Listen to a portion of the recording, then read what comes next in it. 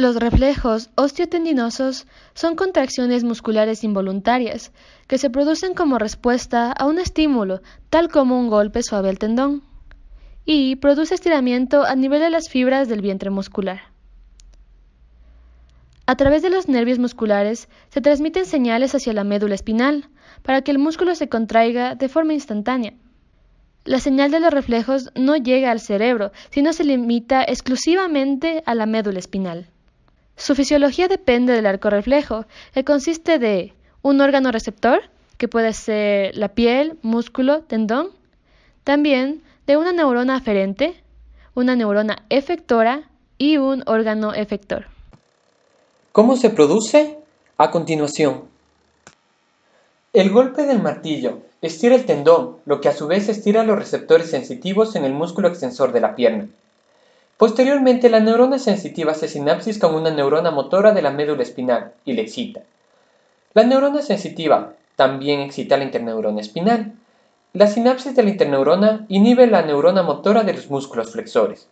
Entonces, la neurona motora conduce el potencial de acción hasta la sinapsis, sobre las fibras del músculo extensor, y produce una gran contracción. Después, el músculo flexor se relaja, debido a que la actividad de sus neuronas motoras se inhibió, y por último, la pierna se extiende.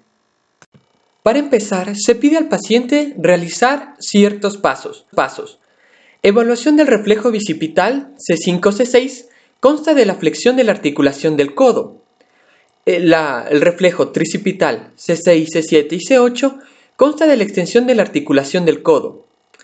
El reflejo estilo radial C5, C6 y C7 consta de la supinación de la articulación radiocubital. El reflejo pateliano o rotuliano L2, L3 y L4 es la extensión de la articulación de la rodilla. Y el reflejo aquileo S1 y S2 es la flexión plantar de la articulación del tobillo. Los reflejos tendinosos a continuación.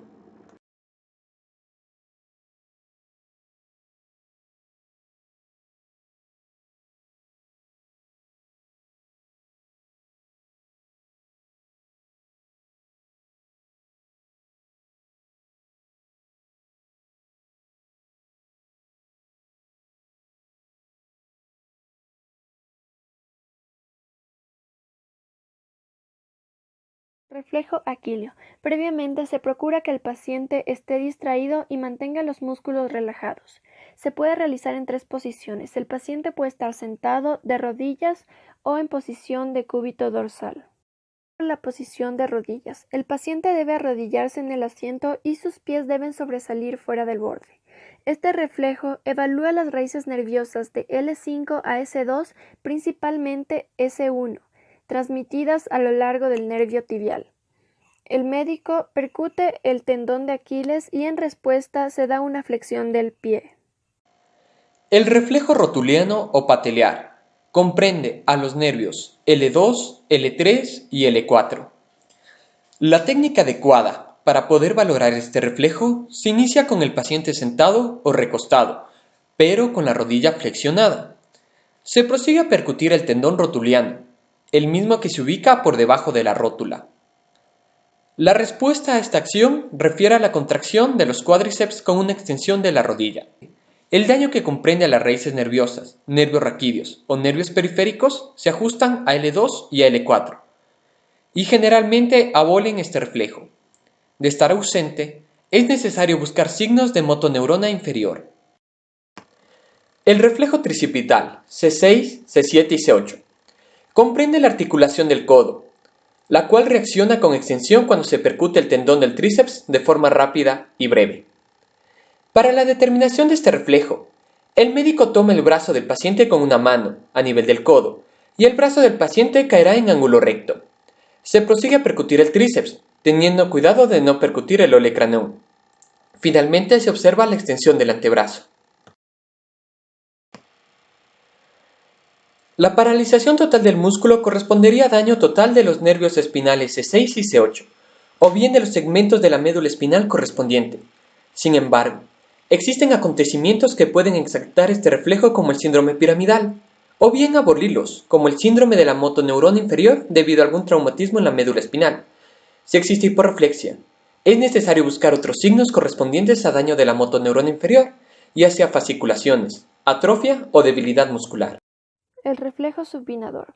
Para evaluar este reflejo, el paciente debe estar sentado, con los brazos relajados y de preferencia con los ojos cerrados. Se procede a colocar el antebrazo del paciente en ligera flexión sobre el brazo, descansando por el borde cubital sobre la palma de la mano del médico, quien posteriormente percute la apófisis estiloides del radio.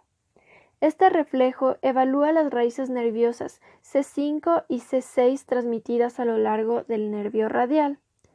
Es por esto que tras realizarse se produce en respuesta la flexión del antebrazo, flexión de los dedos sobre la palma y una ligera supinación. Reflejo bicipital. Es la contracción involuntaria del músculo bíceps provocada por el estiramiento del músculo tras un suave golpe al tendón que lo conecta con el hueso. La técnica de exploración consiste en tratar que el paciente se mantenga relajado, con los ojos cerrados y los brazos apoyados sobre sus muslos. Se debe colocar uno de los pulgares en el tendón que se encuentra en la parte interna del codo del paciente y se proseguirá a golpear contra el pulgar suavemente con el martillo. Este reflejo evalúa la médula espinal, específicamente los nervios a nivel del cuello, las raíces C5 y C6, y produce la flexión del antebrazo sobre el brazo. En conclusión, un reflejo profundo o osteotendinoso es la respuesta muscular involuntaria, inmediata y breve que se produce al excitar por percusión un tendón o hueso, en un punto determinado. Es muy importante dentro de una evaluación neurológica, ya que cada reflejo profundo afecta a segmentos medulares concretos. Es por esto que un reflejo anómalo puede ayudar a localizar una lesión patológica, y sus segmentos deben conocerse muy bien. El reflejo aquileo S1, reflejo rotuliano de L2 a L4, supinador de C5 a C6, tricipital de C6 a C7. Los reflejos tendinosos pueden estar aumentados en lesiones de motoneurona superior y disminuidos en los de la motoneurona inferior y en las anomalías musculares. De acuerdo a la respuesta, los reflejos se clasifican en una escala de 0 a 4, siendo 0 una respuesta ausente y 4 clono o reflejo exagerado. En cuanto a exploración, hay como condición previa que el paciente debe estar distraído y mantener los músculos relajados al máximo. Para la realización de esta exploración se emplea un instrumento excitador llamado martillo de reflejos.